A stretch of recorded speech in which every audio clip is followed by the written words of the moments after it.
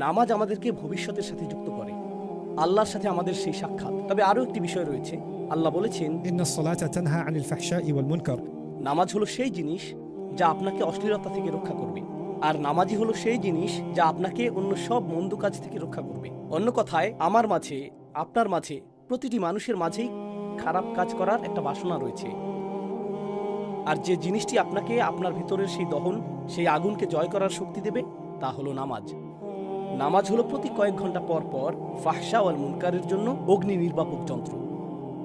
আপনার মেজাজের সমস্যা, আপনার হরমোনের সমস্যা, আপনার কিছুর প্রতি আপনার আসক্তি, যে কোনো কিছুর প্রতি আপনার আসক্তি বা অন্য যা কিছু হোক, সব কিছু, আমাদের ভেতরের সকল মন্দ, আমাদের ভেতরের মুনকার, আমাদের ভেতরের ফাহশা, সব কিছুই দমন হয়ে যাবে। কারণ আল্লাহ বলছেন, ইন্নাস সলাতা তানহা আনিল ফাহশা ওয়াল মুনকার। নামাজ হলো সেই জিনিস যা অশ্লীলতা এবং মন্দকে শেকড় গাড়তে দেয় না, এটা তা থামিয়ে দেয়।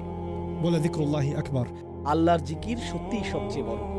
আর নামাজ আসলে কি? এটি হলো আল্লাহর জিকির, এটি আল্লাহর চূড়ান্ত জিকির। এর চেয়ে ভালো কোনো আধ্যাত্মিক চর্চা নেই।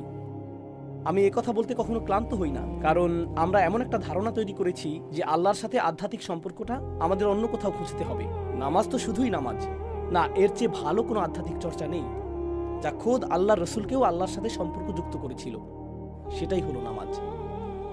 যদি আপনারা আমার মুখে এটা 100 বার শুনে থাকেন, তবে এখন 101 বার হলো।